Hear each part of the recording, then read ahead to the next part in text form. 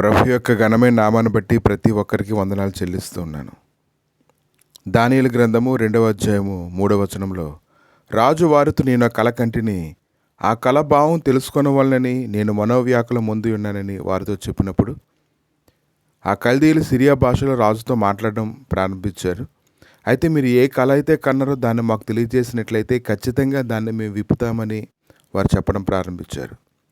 అయితే రాజు చెప్తూ ఉన్నాడు, నేను దాన్ని అయితే మర్చిపోయాను. నేను మర్చిపోయినటువంటి కళని మీరు తెలుసుకొని దాన్ని మీరు చెప్పవలసి ఉంటుందని, లేకపోతే మీరు తుత్నీలుగా చేయబడుదురు, మీ ఇంట్లో పెంటకుప్పగా చేయబడినని రాజు గట్టిగా మాట్లాడటం ప్రారంభిస్తూ ఉన్నాడు. కనుక వారు అందరూ అంటూ ఉన్నారు, మీరు మర్చిపోయినటువంటి దాన్ని మేము ఎలా జ్ఞాపకం చేసుకోగలం, అది ఎవరికైనా సాధ్యమవుతుందని మాట్లాడటం మొదలుపెట్టారు. కానీ దానియేలు అయితే 16వ వచనంలో రాజు సన్నిధికి పోయి స్వప్నభావన తెలియజేయడానికి తనకు సమయం దయచేయమని రాజుని బ్రతిమలాడుకోవడం ప్రారంభించాడు. ఇంకా అది ఆ రాత్రి యందు దేవుని సన్నిధిలో అతను ఎంతగానో ప్రార్థన చేశాడు. ప్రార్థన చేస్తూ ఉన్నప్పుడు అది దానియేలుకు బయలుపరచబడింది. దాన్ని తీసుకొని వచ్చి రాజుకు చెప్పినప్పుడు రాజు అయితే చాలా సంతోషించాడు.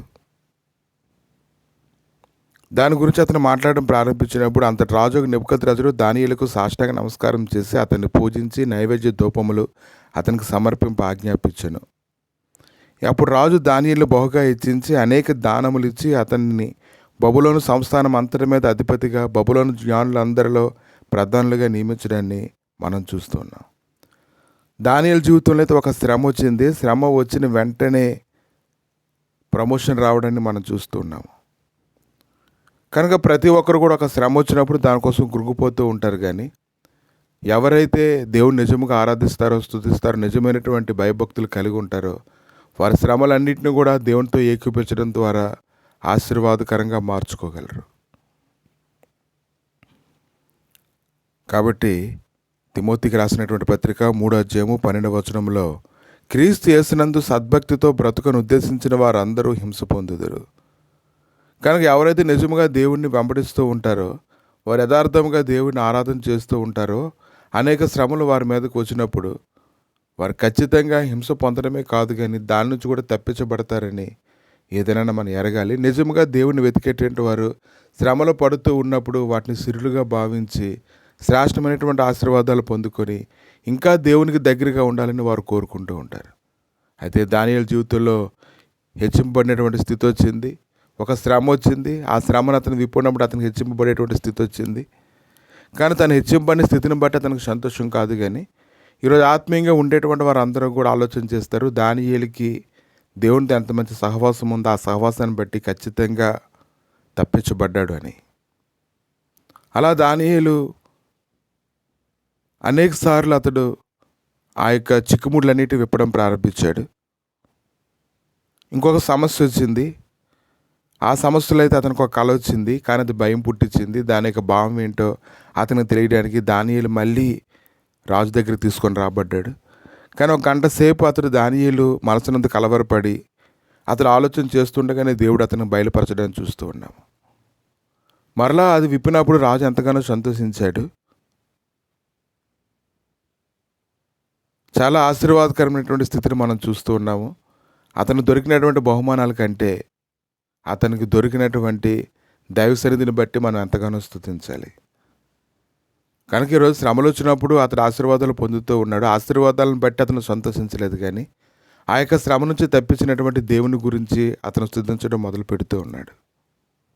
ఇంకా దానియేలు గ్రంథము 5వ అధ్యాయము 4-5 వచనాల్లో, వారు బంగారు, వెండి, ఎత్తడి, ఇనుము, కర్ర, రాయి అను వాటితో చేసిన దేవతలను స్తుతించుచు ద్రాక్షరసం త్రాగుచుండగా ఆ గడిలోనే మానవ హస్తపు వేలు కనబడి దీపం దగ్గర రాజు యొక్క నగరు గోడ పూత మీద ఏదో ఒక వ్రాత రాయుచున్నట్టుండెను.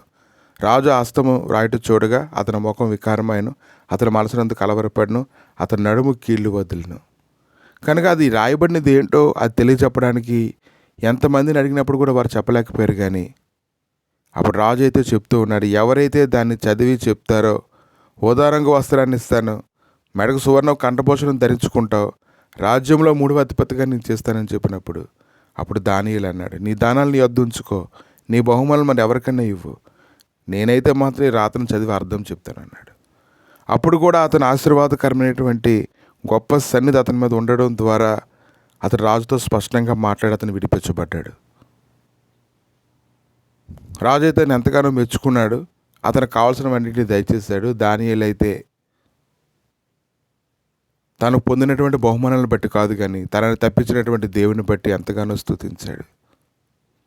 కనుక శ్రమలు అనేవి అనేకమైన కలుగుతూ ఉంటాయి, కానీ నిజమైనటువంటి భక్తి ఎప్పుడైతే చేస్తామో ఆ శ్రమలన్నింటిని కూడా మనకు ఆశీర్వాదకరంగా మార్చుకోగలము. ఒక శ్రమ కలిగినప్పుడు సాతానుడు చుట్టూ మోహరించి ఉంటాడు. అనేక రకాలుగా శోధించి కుటుంబం అంతటినీ చెల్లాచెదరు చేయాలనుకుంటూ ఉంటాడు. నువ్వు కొంచెం ఓపిక పట్టినట్లయితే ఆ యొక్క శ్రమలోనే నువ్వు శ్రేష్టమైనటువంటి ఆశీర్వాదాన్ని ఈరోజు నువ్వు పొందుకోగలుగుతావు. కానీ నువ్వు గ్రహించు, ఆ యొక్క గొప్ప సన్నిధి, ఆ యొక్క గొప్ప మహిమ ఈరోజు నీ మీద కుమ్మరించబడుతూ ఉంది.